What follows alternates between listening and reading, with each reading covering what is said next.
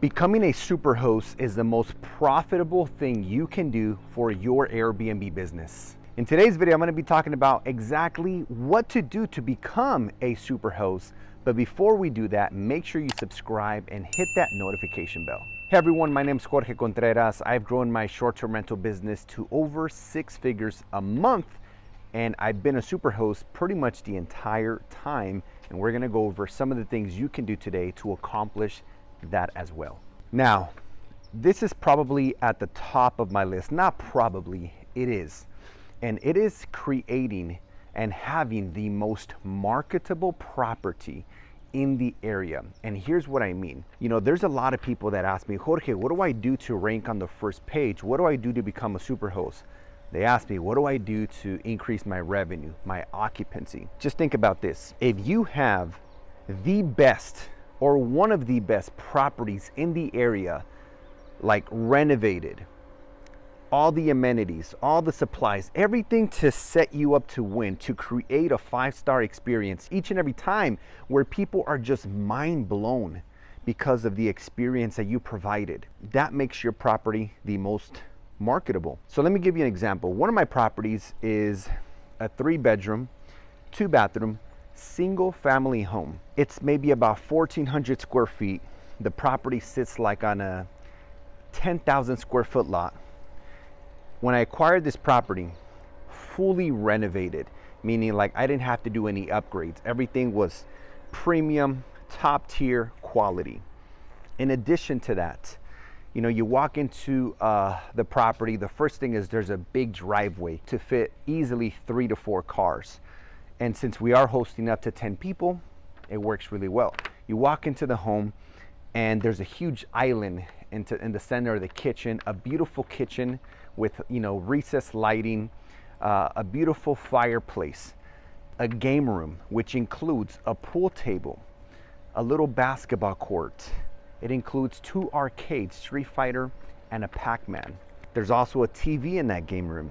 Then you go to the backyard and there's a beautiful large pool that has a heating capability. So of course the pictures were taken by a professional real estate photographer.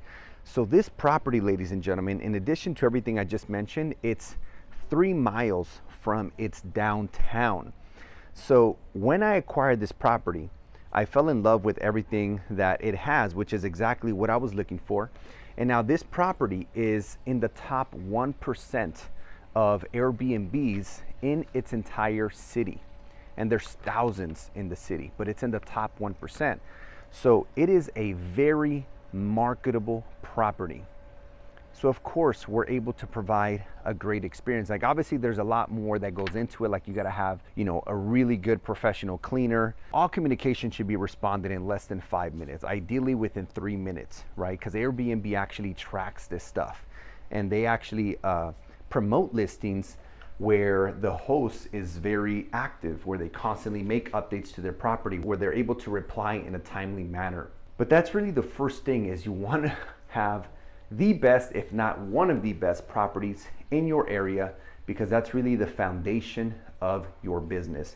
You see, if you acquire a property that's not very marketable, not very desirable, it's really difficult to, like you can still get to superhost status, but if you combine these, it's the best of both worlds. The next thing is that you got to make it your goal to have 5-star reviews 4.8 of the time out of 5. Because if you get a 4.8 on average out of 5, and you've hosted more than 10 guests, and you've been hosting for 3 months or more, then boom, you just became a super host.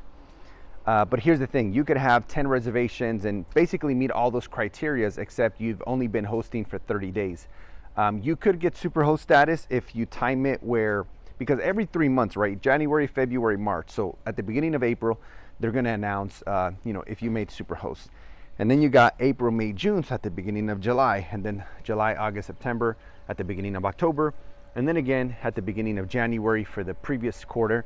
And so that's how it works. It's every quarter that Airbnb will determine if you made superhost status or not. So you want to make sure that you have those three things. The other thing is that you have to go over and beyond providing not a 5-star, a 10-star, if that's even a thing, a 10-star experience when it comes to communications. Now, the truth is that there's going to be things that happen at your Airbnb where maybe there's no hot water for some weird reason. Maybe the keyless entry, wasn't wired and it was operating on batteries, and now the guests are outside and they can't get in. Like, these types of things are going to happen. It's inevitable, right? The important thing is, are you taking care of these things in a timely manner? So when the guests text you or call you, are you responding? Are you picking up the phone? Or it doesn't have to be you, but is somebody picking up the phone? Is somebody texting and we're just responding in a timely manner and providing a solution? Let me give you a bad example and a good example of this.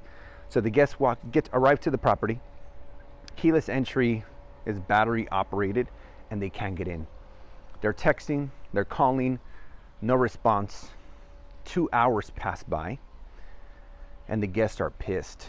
They're upset. They're tired. They've been on the plane for the last, 5 hours coming from the East Coast to the West Coast, and they're tired. They want to get some rest, and they can't even get into the property that they paid, full price for.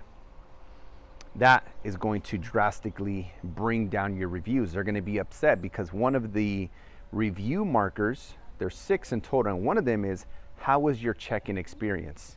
Just imagine, they're going to give you a 1-star. They're going to be like, explain everything I just said. Hey, we were traveling from Florida to California. We were super tired. My newborn needed to take a nap, and we were supposed to go here, but it's just a downward spiral. On the other hand, let me give you a great example of this and how to handle it professionally. That happens. They can't get into the property. They call you, they text you, and you respond or call them right away in less than 5 minutes. And they're like, hey, this is Jorge, your host here. How can I help? Hey, Jorge, thanks for picking up my call. I really appreciate it. So listen, we can't get into the property. For some reason, the code's not working. Hey, no worries. I'm sending somebody over right now, and they'll be there in less than 5 minutes, less than 10 minutes, whatever it is. Boom, gets handled. Guess what? Are the guests happy? Well, they're content, right? They're not like excited, but they're not upset. They're not pissed off. They're not, it's not killing the vibe, right? And so when you're able to handle these things in a timely manner, that's ultimately the best thing. And then, of course, you don't want to have these things happen all the time, even though you could provide solutions right away. You want to make sure that you and your team ask yourselves, how do we prevent this from ever happening again? So instead of having a battery operated keyless entry, you wire that thing so that that doesn't happen again. Does that make sense? On top of that, you take it a step further. Actually, our property manager had this great idea. And so what he started to do is set up a little lockbox, like those real estate agent lock boxes that you put a code and there's a key. Well, usually keyless entries have a key as well. So he sets up the little lockbox in an area around the house so that if it ever happens, he could be like, hey, guests, not to worry. There's actually a lockbox. The code is, 0011. Open it, help yourself in, and I'll make sure that we, handle the keyless entry. But in the meantime, here's how you get in. And boom. You want to find solutions so that you automate and don't have the same reoccurring challenges and obstacles in your business. The next thing is, of course, you want to have a great team and a great system, right? Your team is going to consist of cleaner, maintenance person, communications from time to time, and eventually a manager once you start growing your portfolio and you really need some help and you need the manager to manage, the technicians. But that's super important because in our Airbnb business, it's a team effort. If the property's not clean right, if the maintenance isn't done on time, if the communications aren't done in a timely manner, your business is going to collapse. So that is super, super important. Make sure you hire good people. If you guys are ready to become a super host, make sure you hit that like button. I would really, really, really, really appreciate it. Here are my top 2 final tips on becoming a super host. Your cleaners. Your cleaners have to be on point. It is one of the most important things. In fact, I would argue to say it's the most important thing from all the 6 categories is your cleaners need to be on top of their game. They need to provide a 5-star cleaning experience each and every time. And for accountability, I would encourage you to create a Slack group or a WhatsApp group with your team. Every time the property gets clean, have your team submit pictures into that channel of the Slack or the WhatsApp for accountability. With that being said, ladies and gentlemen, thank you so much for watching this video. If you have any questions, type them in the comments section down below, and also in the description I want to gift you my free ebook, and I also have some free live webinars coming up, so check them out in the description below. You're also going to find my Instagram, my podcast. Check out those other platforms, guys. And before you guys go anywhere, check out one of the other videos here on my channel. See you next time.